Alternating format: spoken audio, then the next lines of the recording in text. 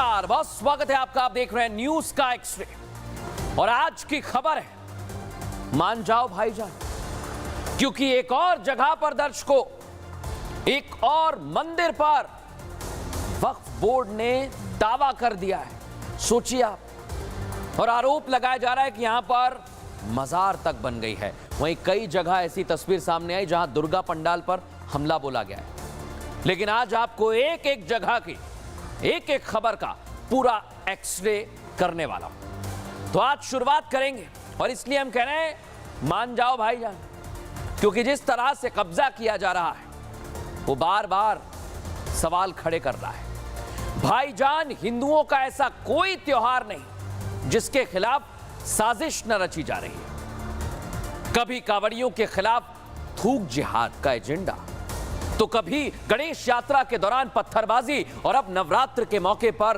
दुर्गा मां के मंदिर को जगह जगह पर निशाना बनाया जा रहा है। दर्शकों, जगह जगह पर ये तस्वीर आप देखिए, लखनऊ की तस्वीर, मथुरा की तस्वीर और टीकमगढ़ की तस्वीर। इन तस्वीरों में कॉमन बात है दर्शकों, मंदिर के बाहर बड़ी साजिश, ये सोच जो कट्टरपंथी है वो अंजाम दे रही है। तीनों जगह पर क्या हुआ है दर्शकों, आज मैं आपको एक एक करके इसका एक्सरे करके बताऊंगा। सबकी कड़ी एक दूसरे से जुड़ती हुई एक ही जगह पर रुकती है, वो है भाईजान का मिशन। देख लिया दर्शकों, और सबसे पहले मैं आपको लेकर चलता हूं उत्तर प्रदेश की राजधानी लखनऊ।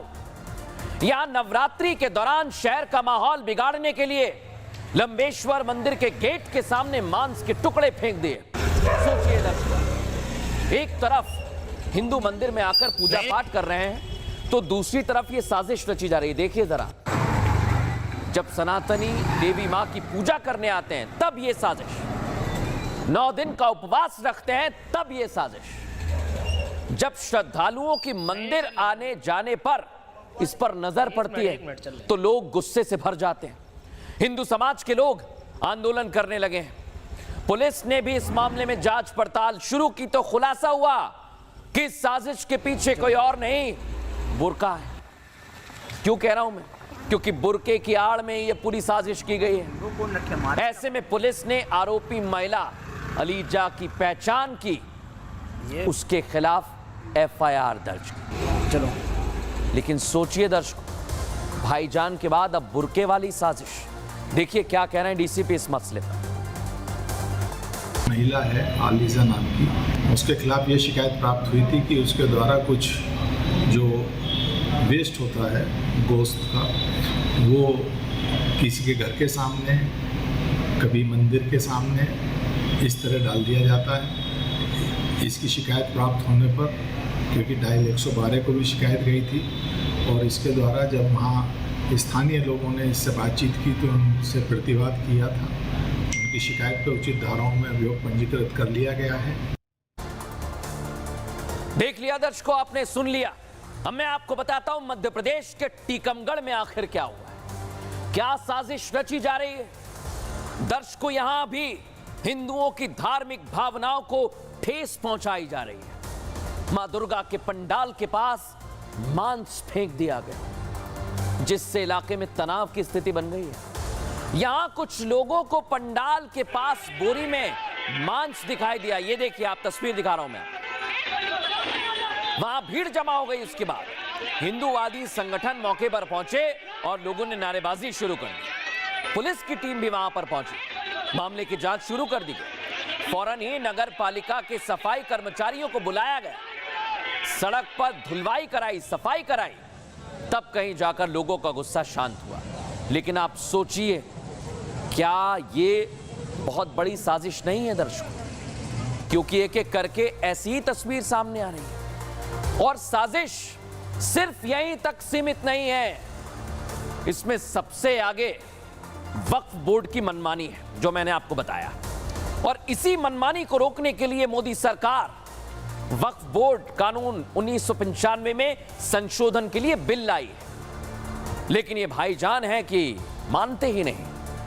हाल ही में दिल्ली में 6 मंदिरों पर कब्जा कर दावा ठोका था, हमने आपको एक्सरे दिखाया था, और एक बार फिर इनके इरादे जग जाहिर हो गए दर्शकों। दिल्ली से निकलकर अब मंदिरों पर वक्फ की आंच कृष्ण की नगरी मथुरा तक पहुंच गई है। सोचिए आप, ये वक्फ वाले भाईजान मथुरा में मौजूद दुर्गा मंदिर पर अपना दावा ठोक रहे हैं। ये देख रहे हैं आप तस्वीर, मजार बना दी है वहां पर, कह रहे हैं कि दरगाह है यहां पर। अब आप सोचिए कि यहां मंदिर, यहां दरगाह, और इसी पर यह पूरा विवाद खड़ा हो रहा है। इसी से जुड़ी हुई एक रिपोर्ट आपको दिखाता हूं।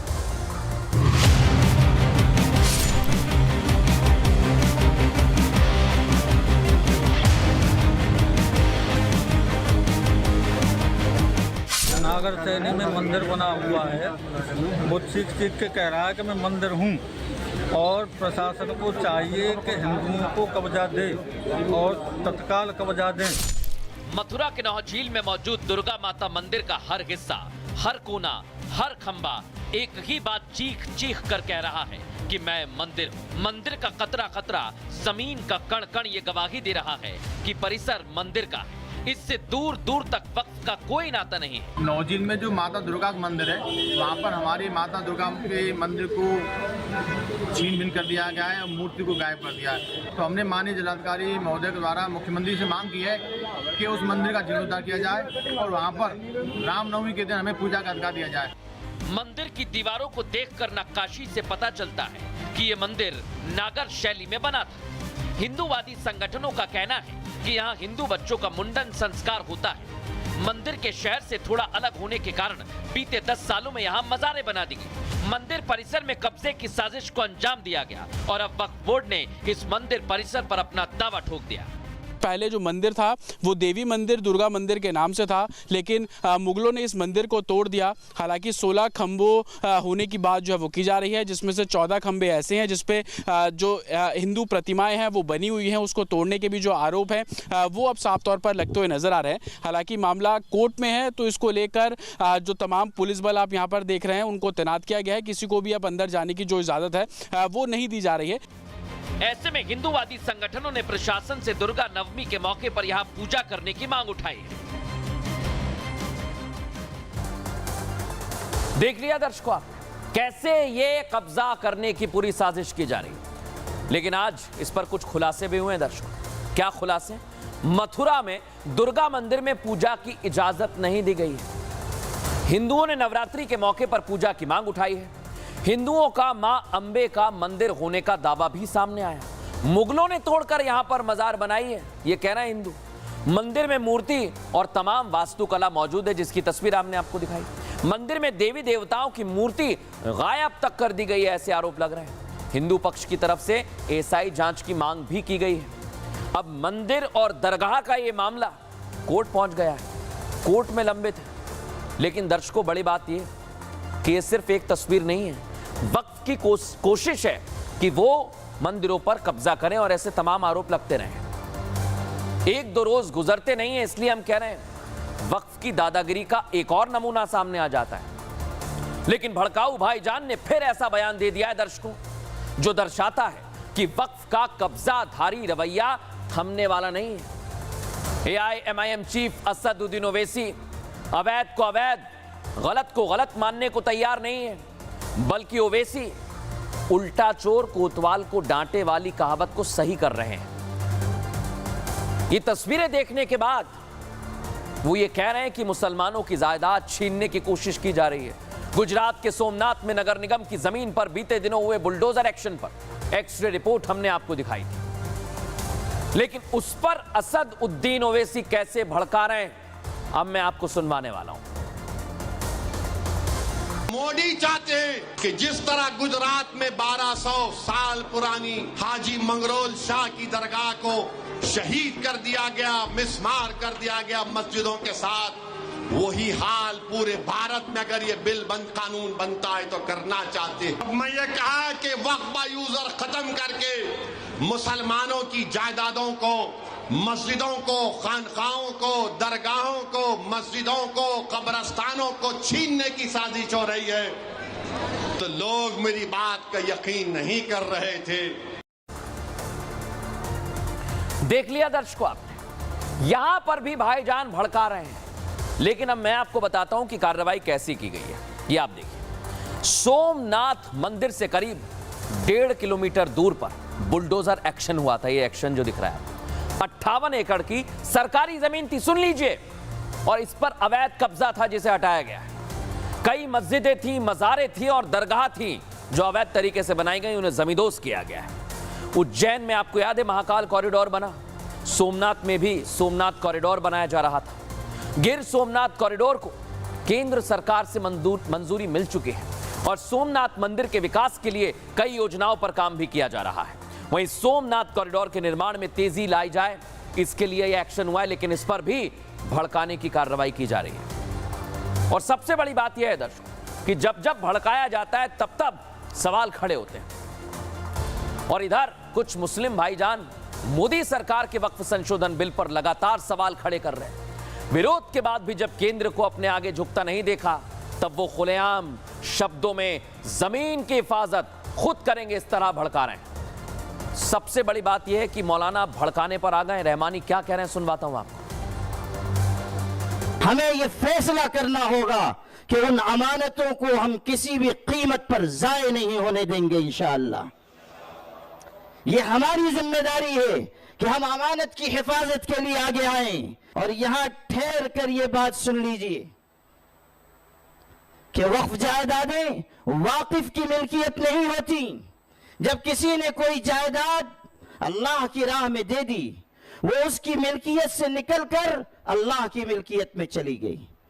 अगर हुकूमत उन जायदादों पर बुरी निगाह डाल रही है जो अल्लाह की मिल्कियत है। देख लिया आप, इधर भाईजान और मौलाना भड़का रहे हैं, उधर आज मोदी ने एक बहुत बड़ा मैसेज दिया है दर्शकों, और यही मैं आपको दिखा रहा हूं कि प्रधानमंत्री नरेंद्र मोदी ने मुसलमानों को, मुस्लिम भाइयों को एक बहुत बड़ा मैसेज दिया है। मैसेज क्या है और ये जाति जाति जाति हमने क्यों लिखा है, आज एक एक चीज का मैं एक्सरे करने वाला हूं दर्शकों। और ये शुरुआत होती है दर्शकों जाति की राजनीति की, जब विपक्ष बड़ी बड़ी बातें करता है हिंदुओं की जाति की, लेकिन हरियाणा की जलेबी जाति जाति करने के बाद भी कांग्रेस के हिस्से में नहीं आई है, लेकिन उसकी मिठास बीजेपी ने जरूर चखी है। और अब चुनाव परिणाम से पहले कांग्रेस जो जलेबी बना रही थी वो उसका स्वाद क्यों नहीं चख पाई, इसका खुलासा आज प्रधानमंत्री ने किया है दर्शकों। पीएम मोदी ने 24 घंटे बाद देश के सामने रख दिया है वो सच। पीएम मोदी ने खुलासा कर दिया कि कांग्रेस मुसलमानों की जाति पर तो मौन रहती है, लेकिन हिंदुओं की जाति को बार बार मुद्दा बनाकर हिंदुओं को तोड़कर सत्ता हासिल करना चाहती है, क्योंकि कांग्रेस मुसलमानों को अपना वोट बैंक समझती है। पीएम मोदी ने यह बात हरियाणा चुनाव के लिए कही थी, लेकिन इसका मैसेज महाराष्ट्र और उत्तर प्रदेश, झारखंड, बिहार हर जगह पहुंचेगा, क्योंकि आने वाले महीनों में महाराष्ट्र में चुनाव होने वाले हैं दर्शकों, और यूपी की 10 विधानसभा सीटों पर भी उपचुनाव है। मोदी का मैसेज बहुत बड़ा है, उसके पीछे की वजह क्या है आपको बताऊंगा, लेकिन उससे पहले सुनिए जरा पीएम मोदी ने मुसलमानों की जाति की आज क्या कहा है, उन्हें लेकर क्या मैसेज दिया, सुनिए। कांग्रेस के एक भी नेता ने आज तक कभी नहीं कहा कि हमारे मुस्लिम भाई बहनों में कितनी जातियां होती हैं। मुस्लिम जातियों की बात आते ही कांग्रेस के नेता पर मुंह पर ताला लगाकर बैठ जाते हैं, लेकिन जब भी हिंदू समाज की बात आती है तो कांग्रेस उनकी चर्चा जाति से ही शुरू करती है। कांग्रेस की नीति है हिंदुओं की एक जाति को दूसरी जाति से लड़ाओ। कांग्रेस जानती है कि जितना हिंदू बटेगा उतना ही उसका फायदा होगा। सुना, कांग्रेस यानी विपक्ष मुसलमानों की जाति पर कुछ नहीं बोलता है दर्शकों, इसलिए आज पीएम मोदी ने मैसेज क्लियर दे दिया है। कांग्रेस हिंदुओं को क्या करती है दर्शकों, आप समझिए, जाति में बांटती है। हिंदुओं को जाति में बांटकर फूट डालो वाली राजनीति करती है। यानी हिंदू अगर बढ़ जाएगा दर्शकों तो फिर कांग्रेस को फायदा होगा, जो हरियाणा में नहीं हुआ है। इसलिए समझना होगा मुसलमान भाइयों को भी कि कांग्रेस आपको वोट बैंक समझती है। ये बता रहे हैं पीएम मोदी। जाति के नाम पर, मुसलमानों की जाति के नाम पर तो मुंह पर ताला लग जाता है कांग्रेस के। चुप रहकर वोट बैंक बनाना चाहती है और सिर्फ फायदा उठाना चाहती है। यह प्रधानमंत्री नरेंद्र मोदी ने किया है। लेकिन सोचिए दर्शकों, एक तरफ हिंदुओं को बांटा जा रहा है, जाति की बात की जा रही है, मुसलमानों की जाति पर कुछ नहीं कहा जा रहा है। और मोदी ने यह मैसेज हिंदुओं को एक रहने के लिए दिया है, तो मुसलमानों को समझाने के लिए कि आप कांग्रेस का वोट बैंक ना बने, आगाह कर दिया है। लेकिन कांग्रेस को इंडी गठबंधन में शामिल सहयोगी पार्टियों के नेताओं ने आज आईना दिखा दिया है। हरियाणा में क्या हुआ, हार का कारण वो तो बता ही दिया नेताओं ने, लेकिन भविष्य के लिए चेता दिया। मतलब सीधा सीधा और साफ है दर्शकों, कह दिया है कि नहीं संभले तो राहुल को ये ओवर कॉन्फिडेंस बहुत भारी पड़ने वाला है, बहुत भारी पड़ने वाला है दर्शकों। और ये किस किस ने कह दिया राहुल गांधी को? आज राहुल गांधी को लेकर कितनी कितनी बड़ी बड़ी बातें की गई हैं, आज आपको एक एक तस्वीर में दिखाने वाला हूं। क्या वो तस्वीरें, आइए दिखाता हूं। ये आप देखिए, सामना में लिखा हुआ है ओवर कॉन्फिडेंस बड़ा भारी है, शिवसेना का मुखपत्र।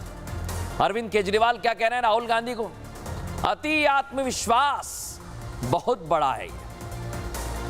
डी राजा भी आ गए, वो भी कह रहे हैं। उमर अब्दुल्ला भी आ गए, वो भी कह रहे हैं कि अति आत्मविश्वास में है राहुल गांधी।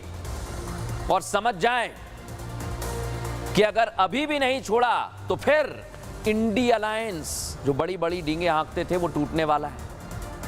एक तरफ पूरा इंडी अलायंस कांग्रेस को आईना दिखा रहा है और 6 महीने में कांग्रेस की जो हवा निकल गई है उसकी वजह बता रहा है कि आप ओवर कॉन्फिडेंस में हैं। तो हरियाणा विधानसभा चुनाव में बीजेपी के प्रदर्शन की तारीफ कर रहा है दर्शकों। सोचिए, आप तारीफ करते नहीं थक रहे लोग। कुल मिलाकर विरोधी भी पीएम मोदी और सीएम योगी के मुरीद हो गए।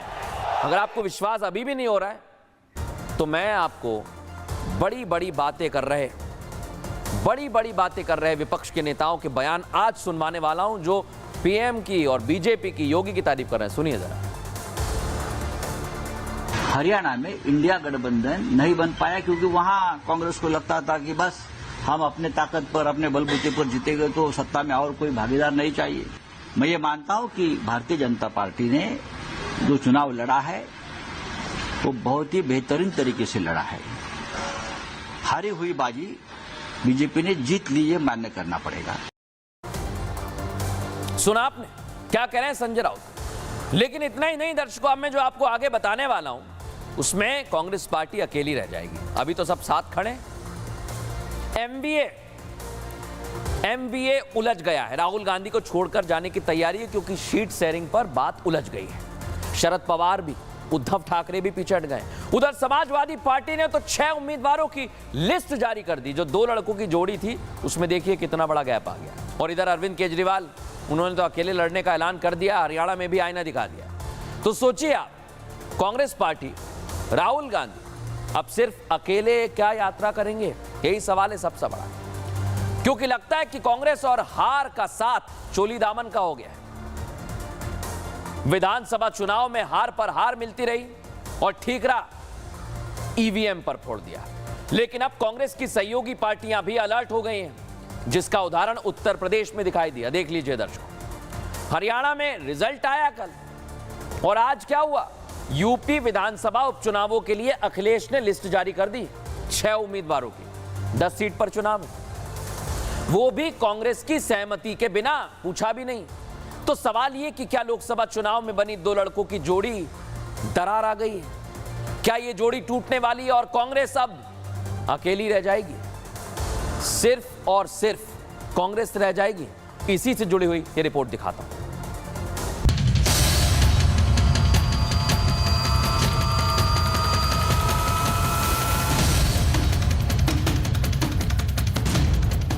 हरियाणा में कांग्रेस की जलेबी वाली दुकान बंद होने के बाद कांग्रेस अपनों के ही निशाने पर है। कांग्रेस को आत्मचिंतन करने की बात कही जा रही है, लेकिन लोकसभा चुनाव में 2 लड़कों की जोड़ी बनी थी। यूपी उपचुनाव में अब वो टूटती दिखाई दे रही है। कारण है समाजवादी पार्टी के उम्मीदवारों की लिस्ट। कांग्रेस के प्रदर्शन के बाद अखिलेश यादव ने लगता है अकेले ही उपचुनाव में उतरने का मन बना लिया है, क्योंकि खबर है कि कांग्रेस ने समाजवादी पार्टी से 5 सीटें मांगी थी, जिसमें मझवा और फूलपुर शामिल थी। लेकिन अखिलेश ने कांग्रेस को ठेंगा दिखाते हुए 6 उम्मीदवार उतार दिए, और उन सीटों पर भी जो कांग्रेस मांग कर रही थी। अब कहा जा रहा है कि बची हुई सीटों में से कांग्रेस को 2 सीटें दी जा सकती हैं। समाजवादी पार्टी हरियाणा में 1 सीट मांग रही थी, वो भी कांग्रेस ने नहीं दी। हरियाणा के चुनाव परिणाम के बाद से गठबंधन में गांठें बहुत गहरी पड़ गई हैं। जो चीजें राष्ट्रीय नेतृत्व निर्णय लेगा उसको तय करके। लोकसभा चुनाव में 37 सीटें जीतकर अच्छा परफॉर्मेंस करने वाले अखिलेश कोई रिस्क लेना नहीं चाहते। शायद इसी वजह से उन्होंने एकाएक लिस्ट जारी कर दी, लेकिन उनकी इस लिस्ट पर परिवारवाद का आरोप लग रहा है। बीजेपी इसे परिवारवाद बता रही है। अखिलेश का जो पीडीए है वो परिवार डेवलपमेंट अथॉरिटी है और सिर्फ उसी के लिए कार्य कर। हरियाणा में कांग्रेस का डिब्बा गुल होने के बाद अपनों ने हल्ला बोल दिया है, और उसकी शुरुआत उत्तर प्रदेश विधानसभा उपचुनाव से हो गई है। तो देख लिया आप, यानी एक हरियाणा चुनाव में कांग्रेस की हार हुई और पूरा इंडिया अलायंस बिखर गया है। अब कांग्रेस पार्टी अकेली रह जाएगी दर्शकों, लेकिन देखना होगा कि आने वाले चुनावों में ऊंट किस करवट बैठता है। फिलहाल न्यूज का एक्सट्रे में इतना ही। कल फिर हाजिर होंगे रोचक जानकारी भरी खबरों के साथ। नमस्कार।